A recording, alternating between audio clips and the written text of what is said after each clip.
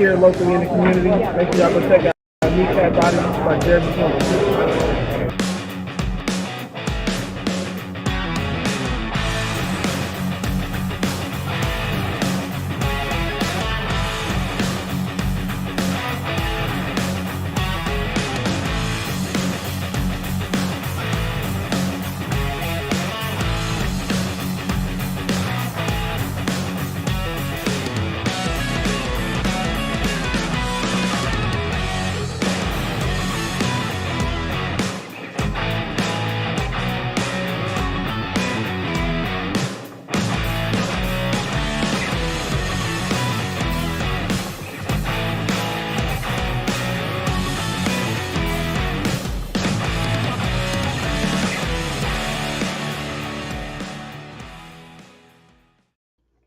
All right, that's right.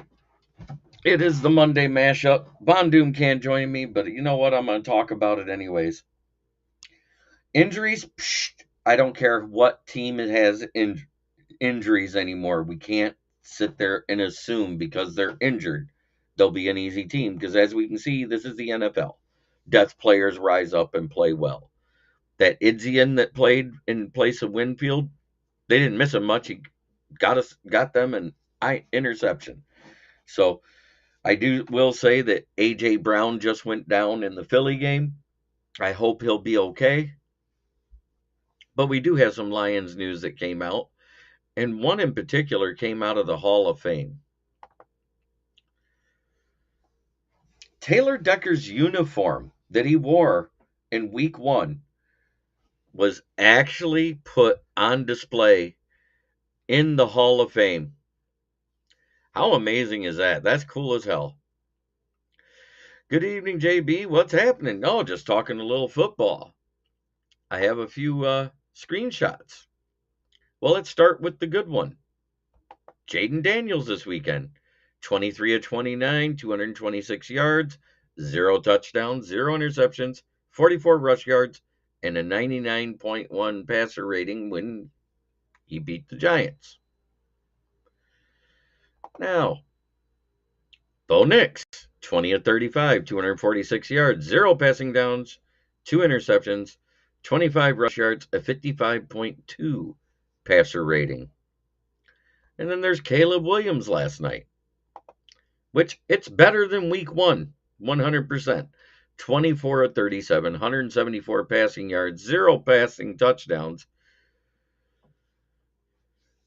2 interceptions, 44 rush yards, and a 51 passer rating.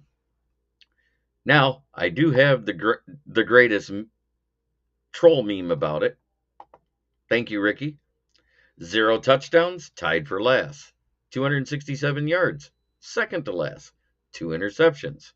55.7 QBR rating, last. 10 painted fingernails, he's first in the league.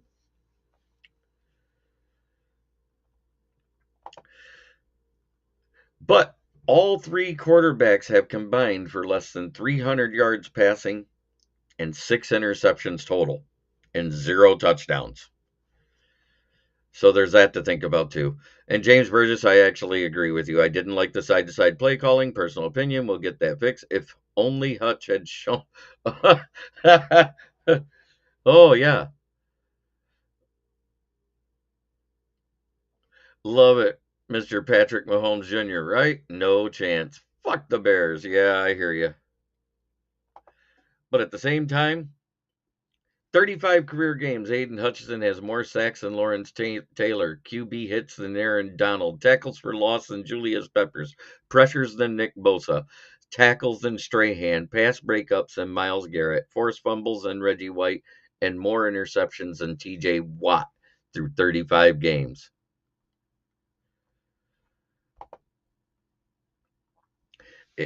Caleb just has to get the NFL D lineman to accept his pronouns and he'll be fine.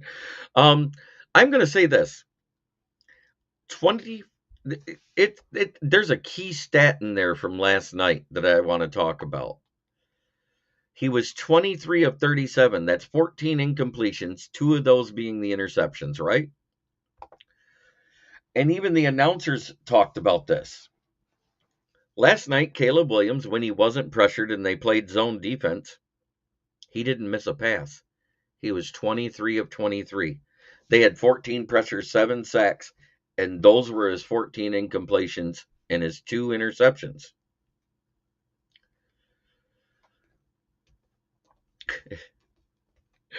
Yes, yeah, hello, Yoli. Congratulations, Malik Willis won a game. I'm with your team. 100% happy for you. You're 1-1. The Lions are 1-1. The Bears are 1-1. The Vikings, lo and behold, are atop the division at 2-0.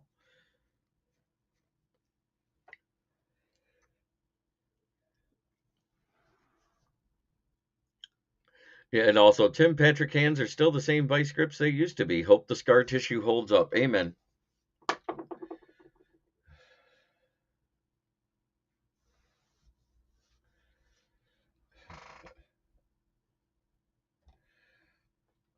But hey, it is what it is. The Vikings defensive line sacked Purdy 6 times in that game. Brian Flores has his number. That's 2 wins in a row against them. With the Vikings. I'm not counting the one in Miami because he wasn't coaching the Vikings then.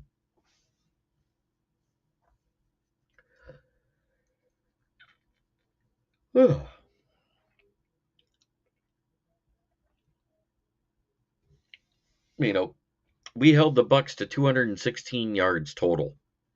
70 yards on the ground, 146.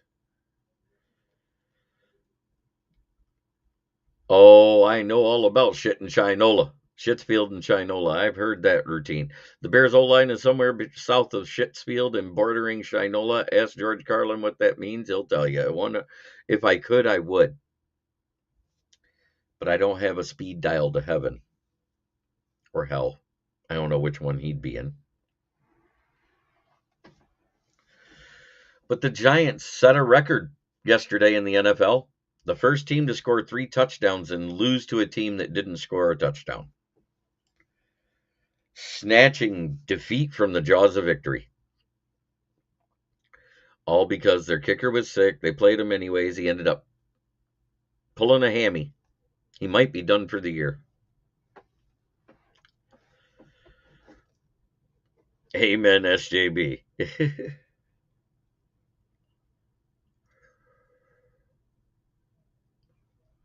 And while this game may have diluted some of the casual fans, I hope Ben Johnson learned something. Let's not be a passing offense. Let's go ahead and be the running offense we were last year.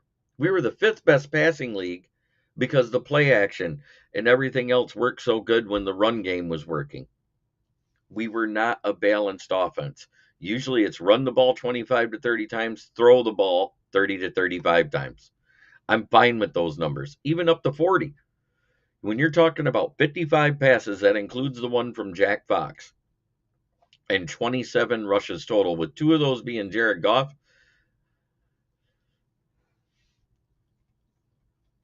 Until Hutch wins Defensive Player of the Year, it's still TJ Watt or Myles Garrett, but he's getting there. That's all I got to say. Whew, tired. Been a long day. So what say you? Do you agree with all that? I'm going off camera. That doesn't mean I'm not here.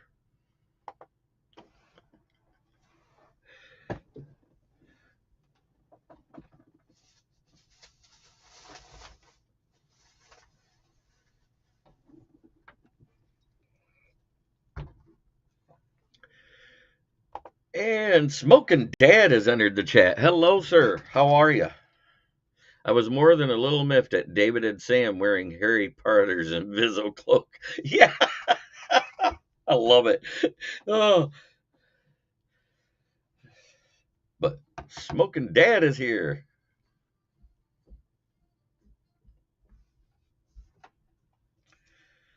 Hutch was flat out don't tuck on Aiden Mann's cape yesterday. Yes, sir.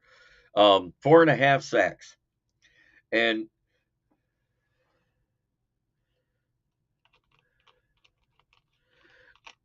I don't know what the name of that song is. I got to find out what it is. It just says 9277 on here. Oh, there's a quick way to do that.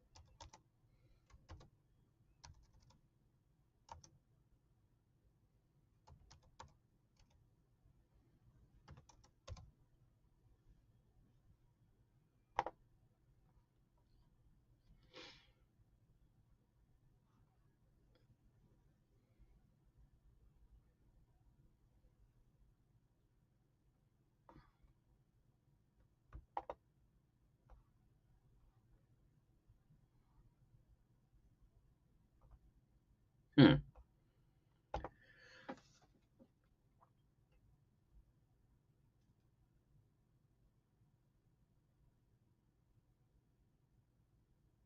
Dan might be Sudfeld might be back. Goff is off. A lot of it had to do with the play calling. Yeah, the sideline stuff. Screenplays on third down. I didn't like that. I didn't like doing the halfback delay on 3rd and 22. Thank God Gibbs is that good. He got it. But good Lord, don't give us heart attacks like that.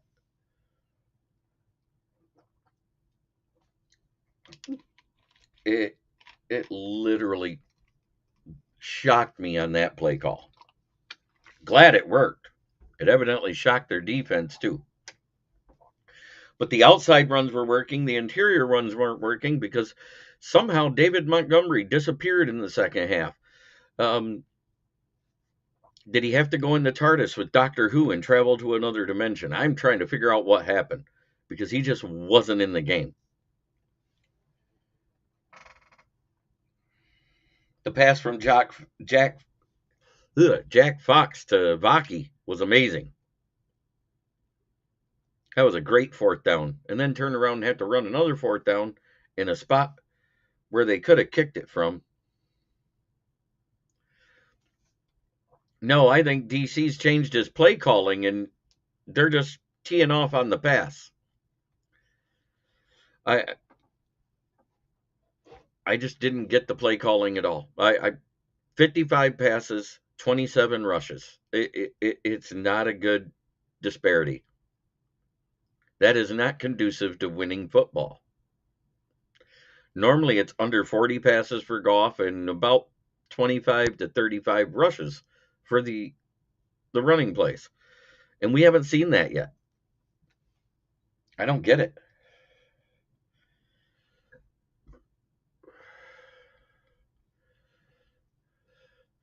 The 5-yard back toss that got stuffed, the wrong call at the wrong time, TARDIS or no TARDIS, has never been a good time for that. James, you are on it today. But bringing Sudfeld back, that is where your opinion is not followed by anyone here. Jack Campbell was tied with 4 other players for the second most tackles yesterday, so shut your whore mouth. The second interception was totally on Goff, but me personally, I feel like the first one could have been called pass interference. No, you're absolutely right. The announcers were even talking about it. Gene Seriator, he sat there and goes, yeah, that 100% was pass interference. You're right. I don't mind that. But every time they put Vaki in on the offense, he's put in at fullback to block, either for a play action, and they're teeing off on that too. Teams have the film out on Sam Laporta. They're blanketing him. And Goff really hasn't been targeting him. I mean, think about it. It was 14 targets to Amon-Ra St. Brown, another 6 to Jameson Williams. There was 4 to Tim Patrick. There was about four, maybe five to Khalif Raymond. Sam Laporta had 3 targets, 2 catches. Or was it 1 catch? I got to look again now. Hey, I said you've been doing your job. Get mad at the other guy.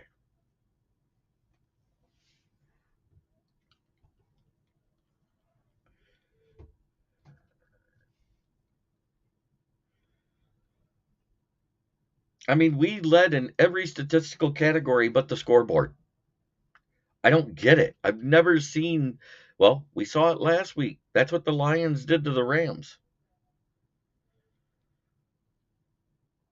146 passing yards, 70 rushing yards. That's the Bucks. 324 passing yards, 139 rushing yards. I don't get it.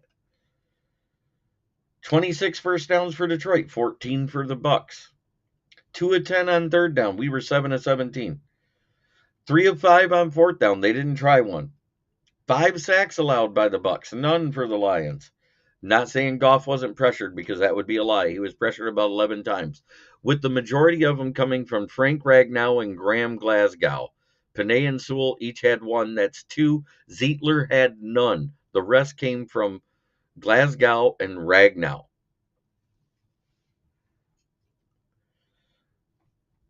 Baker Mayfield, 1 interception thrown. This is where we lost in a stat column. It was interceptions thrown and penalty yards. They had 4 for 35. We had 4 for 71. The only one that Terrion Arnold earned was the face mask, because Gene Seriatore also said in the booth that it wasn't pass interference because he got his head around and was going for the ball. Every pass in the red zone was relying on Yak and the Bucks tackle, 100%.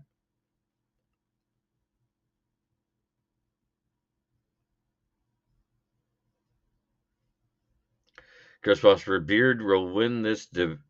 Bears aren't winning this division. Go to hell. Jesus Christ, Caleb can't even throw a touchdown. Stop it.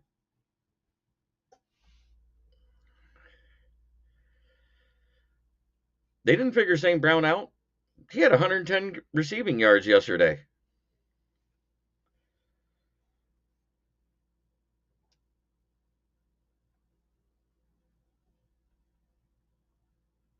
$119 to be exact. More than any receiver on the Bears.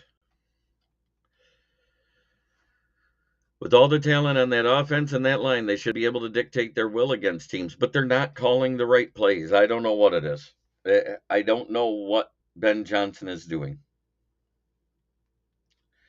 Gibbs ran it 13 times, Montgomery 11 times, Jameson Williams 1 time, Goff twice. Gibbs had about 10 targets. Monty had 5 targets. Laporta had 3 targets, Tim Patrick had 4, and Tom Kennedy had none. Tom Kennedy was used in the kick return, Khalif Raymond in the punt return. I have no problem with the Bears' defense. The problem is that O-line. Until that O-line protects Caleb, they won't win a game. The defense will keep them in.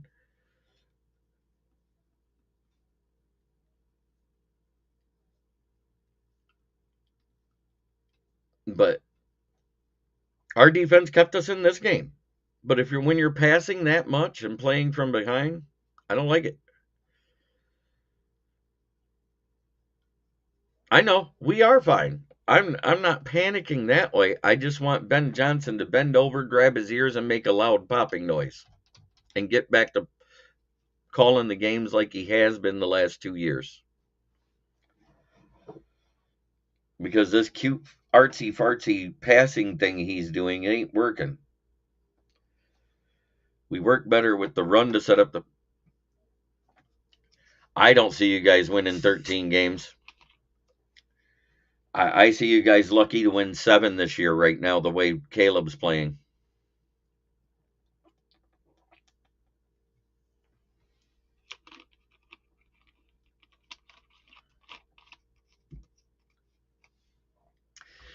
He threw 2 picks, throwing it 37 times yesterday. Goff had 2 picks out of 54 passes. Come on. Stop it.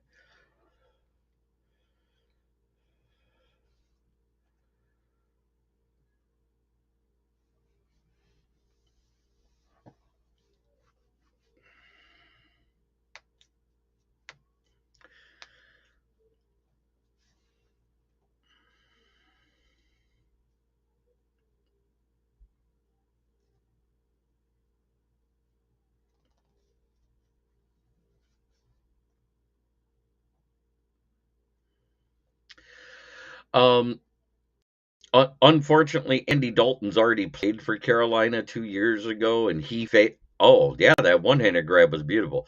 But,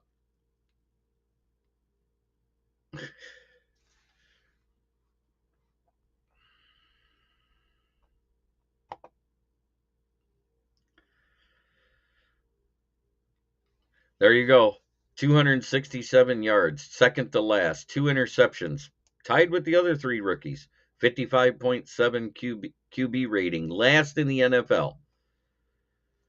That's not good.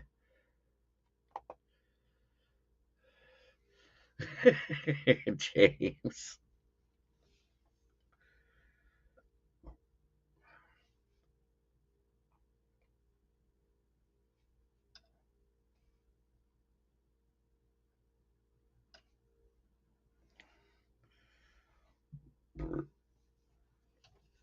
Imagine scoring 3 touchdowns and not having a kicker. Hey, that isn't even a real person. He spelled mania wrong. That's why I ignored it.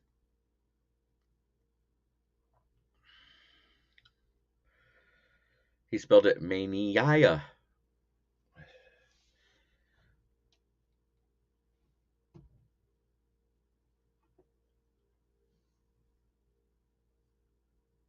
See, now, I get this.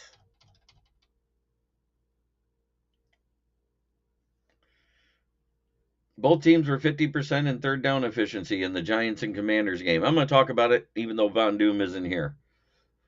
Giants were 4 for 8. Commanders were 7 to 14. Giants had 18 touchdowns. Commanders had 22. 51 total plays for the Giants, 69 for the Commanders. 1 sack allowed for the Giants. 5 sacks allowed. They had 5 sacks. The time of possession, 22 minutes and 28 seconds and 37-32 for the Commanders. And the final score was 18 for the Giants because they didn't have a kicker.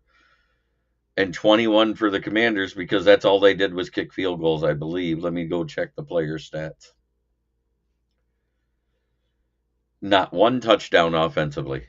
It was all kicking. 7 to 7 with a long of 45.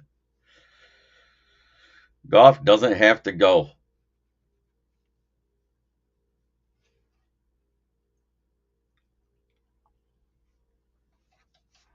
I disagree.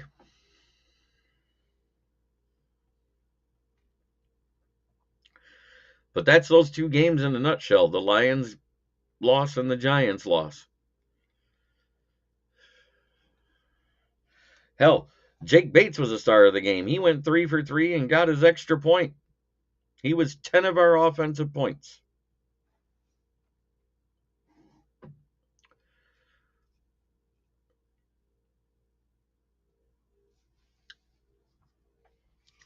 Seems funny. They kept James Houston dressed but didn't put him on the field for 1 snap.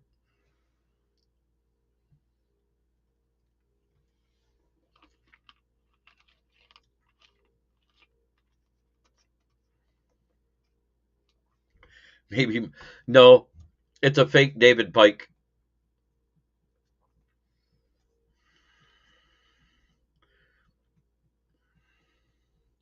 But we are sitting at 517 subs. Thank you, everybody. Bates is the new place kicker permanently. No more fucking around. Amen. We just have somebody there in case anything happens to him. That's what that is. I do have an interesting factoid. The last 3 times we've faced Arizona with Kyler Murray as a starter, do you know what their record is? It's 0, 2, and 1. Kyler Murray has never beaten the Lions, whether in their house or ours. That goes all the way back to Matt Patricia. And if you want to include the year before that, they're 0-3-1.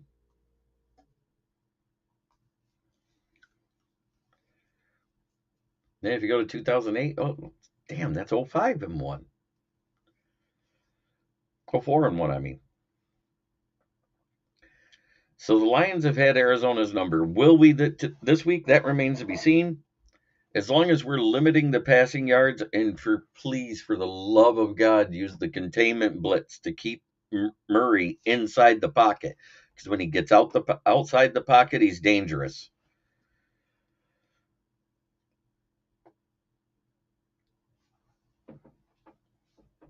Derek Barnes looked good.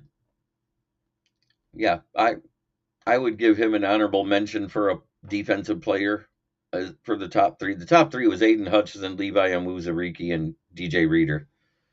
We are on the road in Arizona.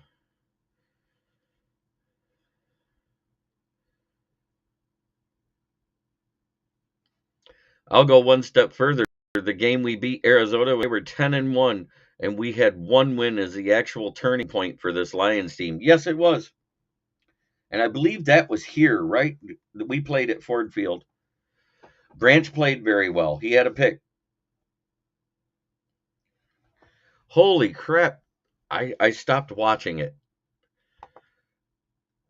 Waiting to see a score update on the Monday night football game between Philly and Atlanta. I know A.J. Brown went down for a minute. I hope he's okay, because he's on one of my fantasy teams.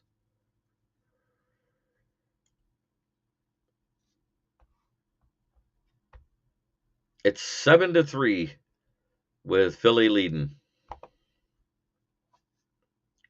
And it was in Ford Field. That's right. Because the other wins I was talking about was in Arizona, except for 2018 when we beat them in the home opener. That's when Gerard Davis chased down David Montgomery from behind and tackled him so hard at the sideline he broke his wrist and was never the same player.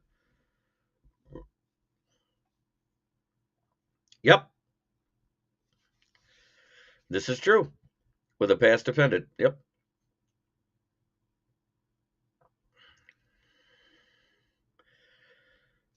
Yeah, I know. We have to beat the Royals. I don't understand why we struggled with the Royals this year. I mean, I know they're a good team, but they weren't considered a good team. They were predicted to be last in the division, but that's Chicago White Sox all day.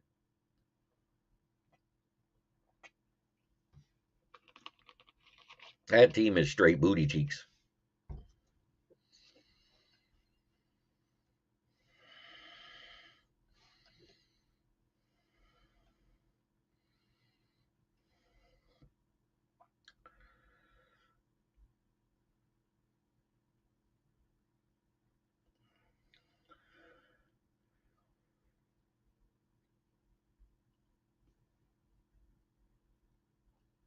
So let's see. It's been Deerling, Perez, and Keith with the RBIs for the most part, and one from Sweeney.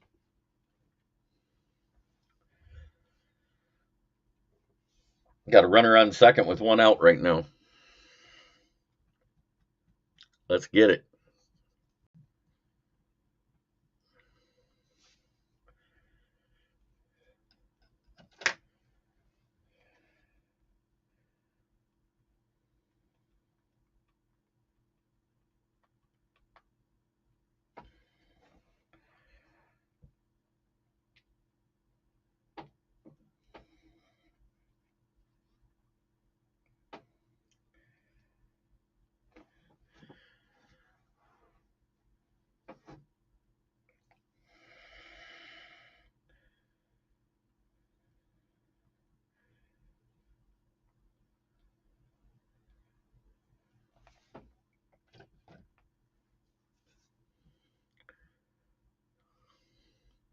I watched Field of Dreams last night. Shoeless Joe Jackson. Want to hear something cool about my family name? Look up that roster.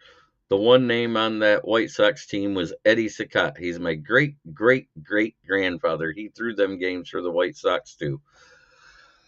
That's a cool bit of history, but wow, that's kind of wow.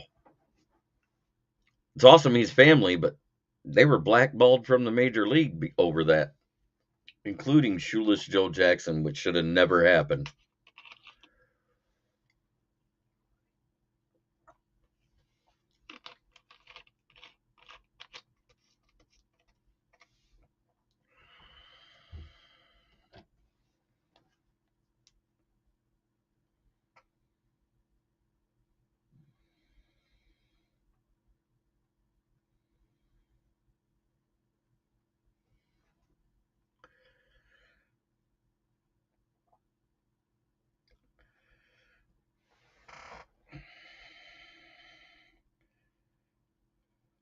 There he is. 5'9", 175 pounds, throws right, was a switch hitter. Eddie Saccott.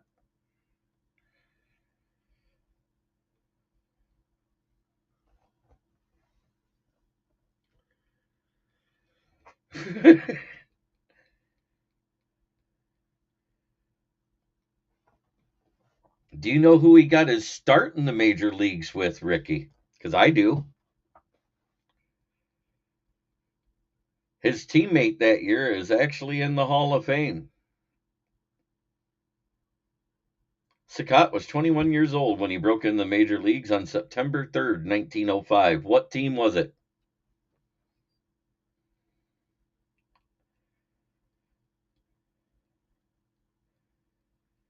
Played 1 year with us. Then 3 years later, he went to the Boston Red Sox. And then in 1912, he went to the White Sox. For some reason, he played in 1920.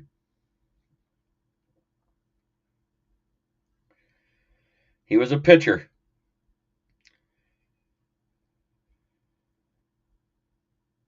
Yeah, he played for the Tigers in 1905. He was a relief pitcher.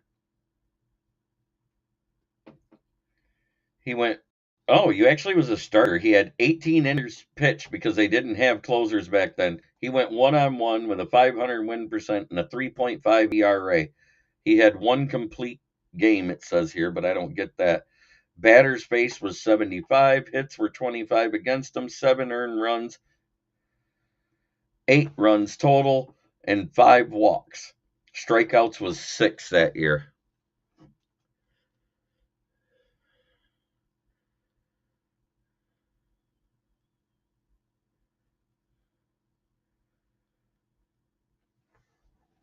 In 1908, he started 24 games, went 11-12. In 1909, he went 13-5. In 1910, he went 15-11. In 1911, he went 11-15. Yep, and I know what year you're talking about. The year he is 29-7. Win percentage. He had a 1.82 ERA that year in the Black Sox year. How many strikeouts did he have? He threw 110 strikeouts. His best year for strikeouts, though, was 1917 with the White Sox, where he went 28-12, had a 1.53 ERA, and he actually threw 150 strikeouts.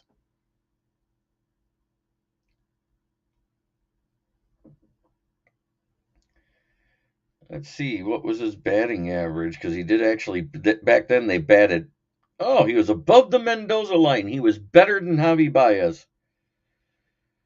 His first year for the Tigers, though, he had 3 hits and 7 at-bats with a 4.29 average and a 4.29 slugging percentage.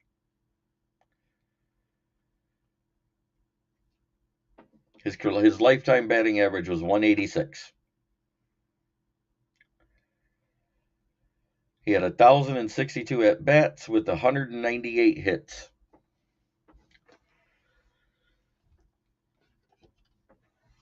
So there you go. Yeah, he was a Tiger in 1905, then the Red Sox until he went to the Red Sox in 1908, and then in 1912 he went to the Chicago White Sox. And I don't think he was blackballed because he played in 1920. The other guys never played another game in the league. So I think your great great grandfather was not blackballed, sir. How about those stats? So make sure you correct your family. He played the year after the Black Sox ordeal.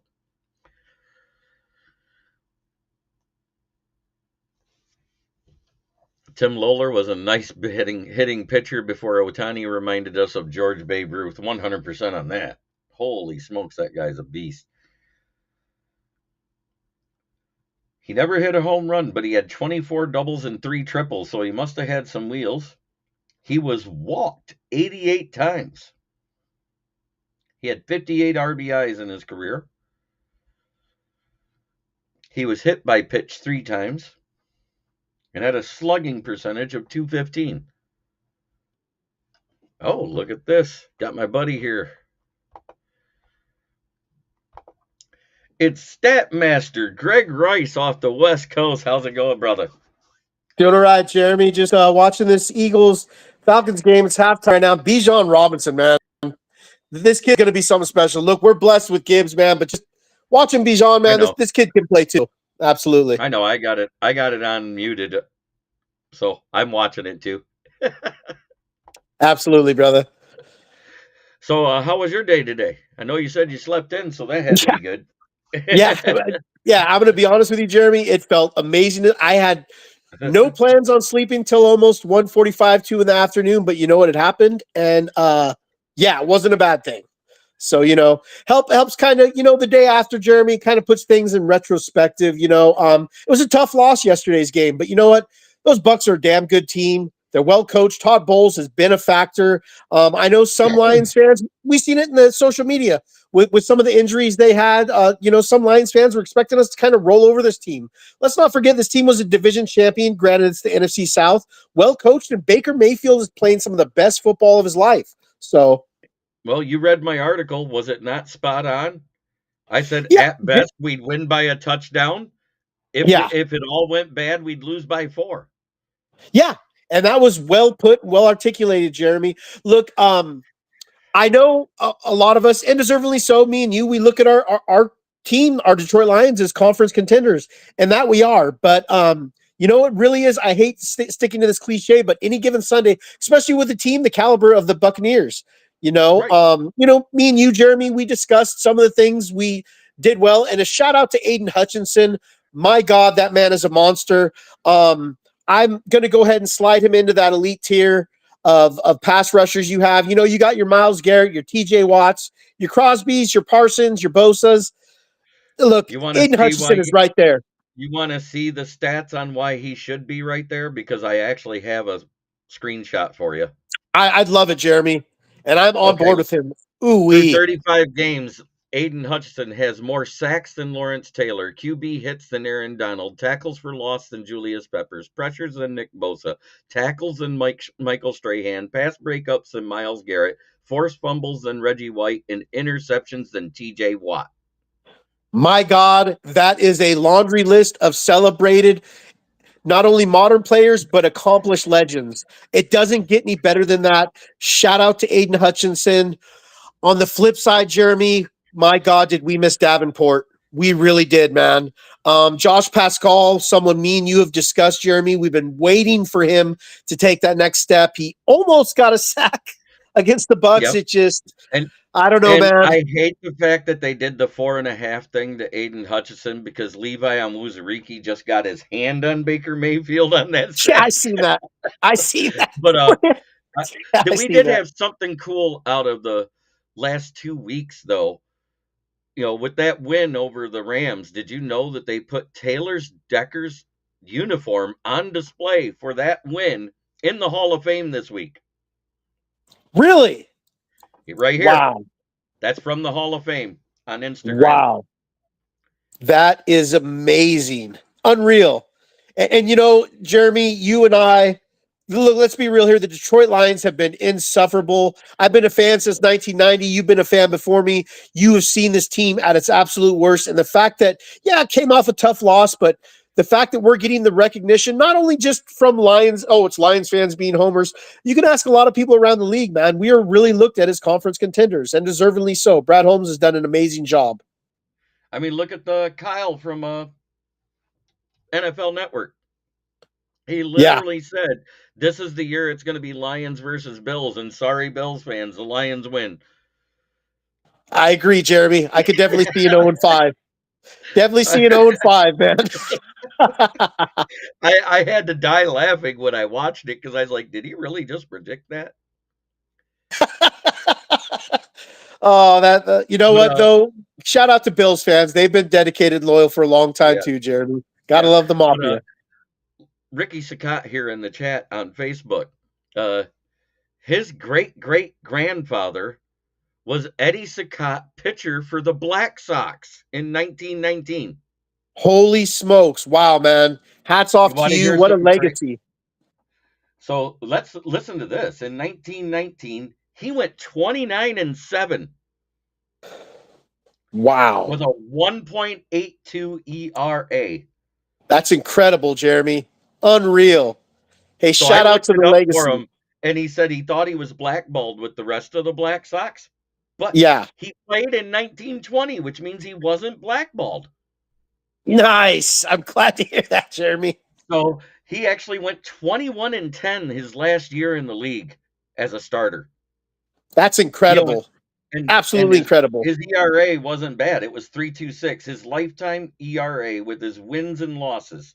He played 502 games with the 208 wins and 149 losses and a 2.38 ERA.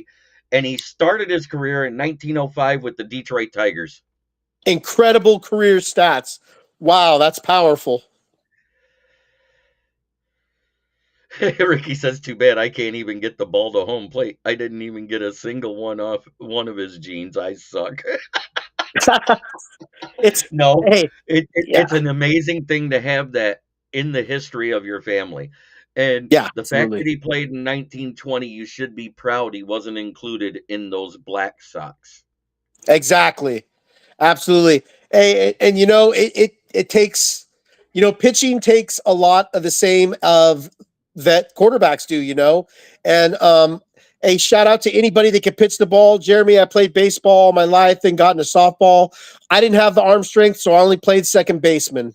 So I couldn't play short, third, or pitcher. So I was all right for arm strength, but I was a better fielder, so they stuck me in yeah, right field.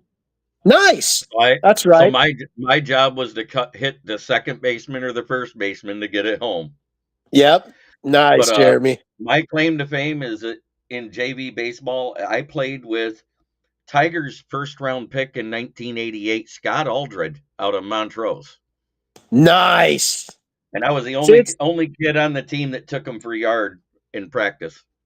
it's stories like that, Jeremy. It's stories like that, man. That yeah, they live with you for life, man, and they're fun to share. Right. You know, I hope Scott Aldred somedays find my channel and comments because he'll remember. Because that year we went to Cedar Point for the class trip.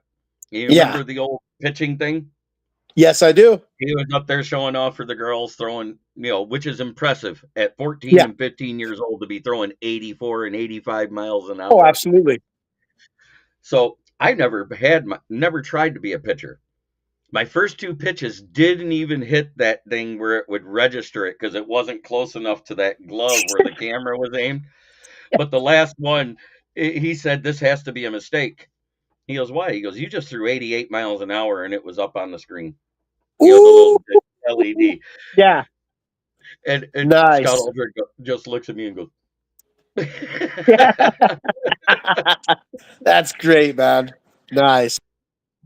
90 baseball is a game more than 95 of it is the pitcher C versus the batter. Average time a batted ball in play is less than 4 minutes a game. 100%. Yeah, Great hitters are actually only hitting the ball 30%. exactly, Jeremy. That is the game. And Primetime quoted it. When he was talking about baseball compared to football, he's like, baseball is the only sport where you can successfully hit a ball, 3 out of 10 times and still be considered a success. So. But I'm going to say this right now, because every now and then I do have Packer fans that watch the show. Kudos to Matt LaFleur for calling a game that was conducive to what Malik Willis can do. I don't care what anybody says. I'm not being a hater here. I take back half of the things I said about him. Yeah, I agree with you, Jeremy. Malik Willis was drafted, as a late day 2 pick. Some Lions fans, you remember this, had him as our second overall pick or whatever it was. And that was like, oh my God, we traded up to 12. We're getting Malik Willis. I remember those conversations that day.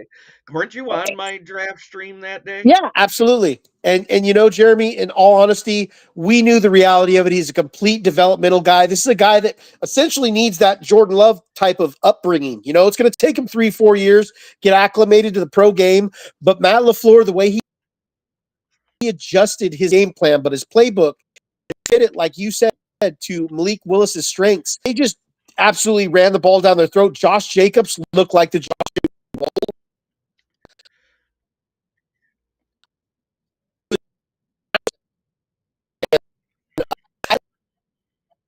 By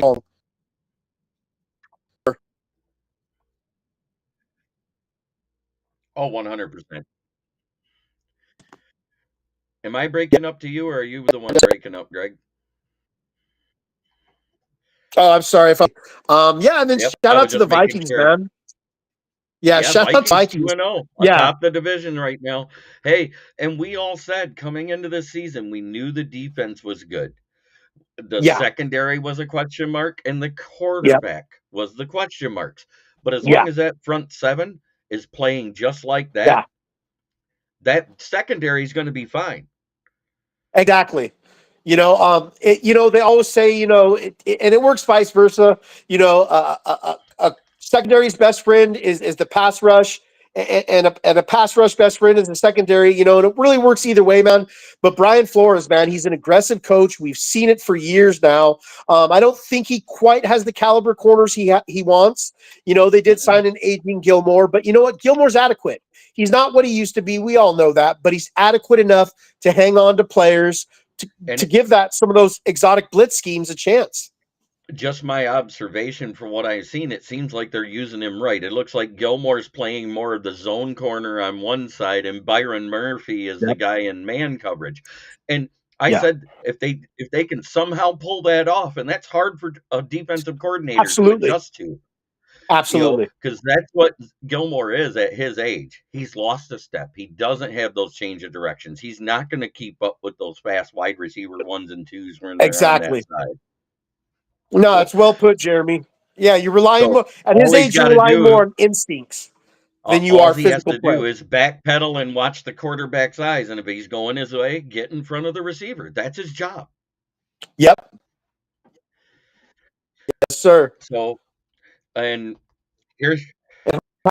Oh, yeah, let's look at those stats, because I had a Bear fan just come in here and said, we're winning the division with 13 wins. I said, well, you better get started, because right now, 0 touchdowns, tied for last, 267 yards, second to last, 2 interceptions.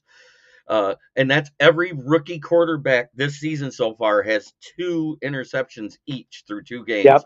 55.7 QB rating, which is dead last in the league, but he is number 1 in fingernails painted. I agree with you. Yeah, it's been a rocky start. Jeremy, I was high on Caleb Williams. I thought he would assimilate to the pro out there and say he's done or anything. It's his first 2 games in. We all remember Stroud had struggled last year early on in the season before he started getting it up. But it's adjusting to the NFL pro offense, and Waldron, that's exactly what he brings, And losing Keenan Allen definitely hurt them yesterday. You could tell, but that they were getting beat up on the edge, and their tackles aren't necessarily bad, but the interior O-line, I mean, they were getting hammered yesterday. It's awful. It was pathetic at times yesterday. I just baffled me. I don't know I don't know if you've been in the chat when I've been on Ken and Ken in the morning, and I warned Ken Dovey in the preseason. I said, hey, you have got two guys that are decent to good on the outside, and Darnell Wright and the other tackle you got on the team. But at the same time, your interior O line, when I looked at the PFF ranks of who you got, and PFF ranks for offensive linemen is actually really good. They were only 5 Agreed. spots better on PFF than what they got rid of.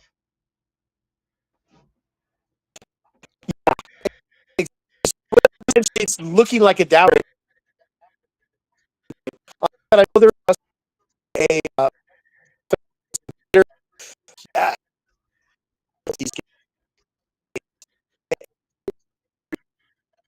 Davis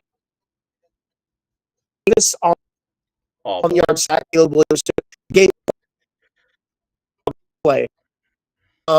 There is Bears with him. Went down as one of his worst signings so far in Ryan Poles. Yeah. And here's the other thing. Last night, Caleb Williams, yes, it was awful. He went 24 of 37 and threw 2 picks. Oh, he had his signal drop out. I'll bring him right back. I saw that your signal dropped because you were starting to get choppy again. 1 second, Jeremy. I'll be right back. Yep. So he was just agreeing with me. Yeah, but yeah, he is cutting out. He's having some signal issues. That's fine. Lions game sucked yesterday, but a lot of positives. Not hitting the panic button. We'll be just fine. Just a sloppy game. Play calling and Goff will be better. If the play calling's better, Goff is better. That's where I'm at. Last year, we were a top 3 rushing offense and a top 5 passing offense because they were more balanced. We haven't been balanced through 2 weeks yet. I think Ben Jensen let this offensive genius go to his head, and he's trying to be too cute with the passing game. That's what I'm seeing. It's just my opinion. You can take it with a grain of salt. But Goff throwing 54 times a game, because one was thrown by Jack Fox. It is not good when you're only running the ball 27 times. If we were running the ball 55 times, guess what? I wouldn't have an issue. If we were running it 45 times, no issue. Because on average, it's been 5 to 10 more passes than rushes. So it's been more like a 45-55 split is what Ben Johnson has called over the past 2 years. It wasn't just you. He was having connection issues, though, Ricky. There was a lot of positives. But I'm going to go back to what I was saying about Caleb Williams. They had 14 pressures and 7 sacks on him. He only had 14 incompletions. When they weren't blitzing and he wasn't pressured because the O-line did its job, Caleb Williams was 24 of 24 when not pressured. Think about that for a second. That's scary to think about. So you can't play zone defense on this guy. You can't just rush your base defense or rush your base 4 or 3 guys on the front line. You have to bring a blitz. You have to pressure him. You have to rattle him. And granted, he's going to get better throughout the year as he goes on.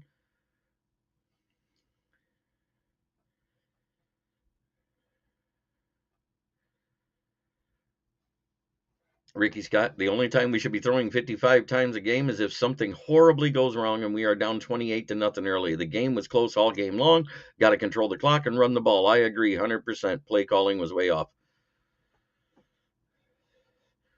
Right. Because I know that the play call was if anything happens and the clock is running, you have to call the clock play. We know that came in from Dan Campbell and Ben Johnson right off the rip. I didn't see Dan wave anybody as they were down to hike that ball. But I did see the reaction of when the special teams unit ran on the field. And kudos to Dan Campbell to not throwing his subordinates under the bus or the players. He goes, it's my responsibility. I'm the head coach. It starts with me. I'll take the blame. It's my fault. I made a mistake. And that's why these players and assistants love him so much and love being here. That's why Ben Johnson didn't leave. That's why AG turned down the interviews. Everybody forgets that part of it. The chemistry of our coaches are just as important as the chemistry of the players. God, I wish Greg was going to be able to be on, because he would love this right now. It's time to start from the bottom and go to the top. I'm putting them at 4th place because I can. It is fuck the Bears. Then it's fuck the Pack, because they beat an AFC opponent, not an NFC opponent yet. Both of our opponents have been NFC. We're in 2nd place, so 1st place is skull fucked.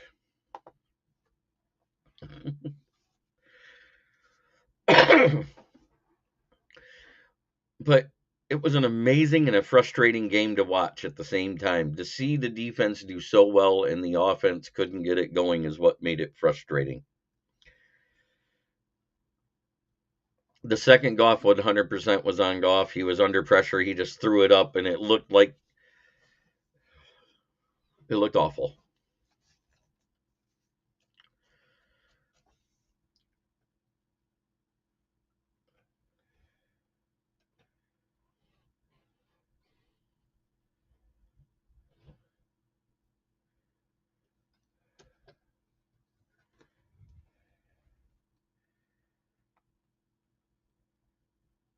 Bears D, yet again, will be responsible for most of their wins. Hit the TARDIS. It's always like that. They will never have a QB.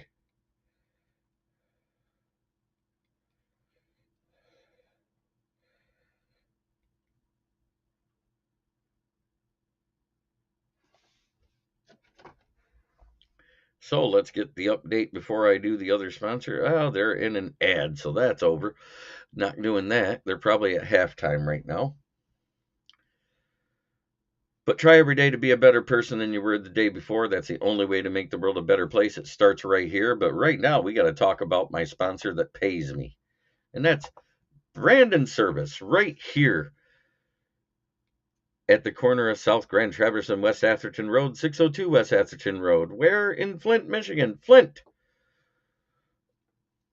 Where the water was shit, but the tires are good.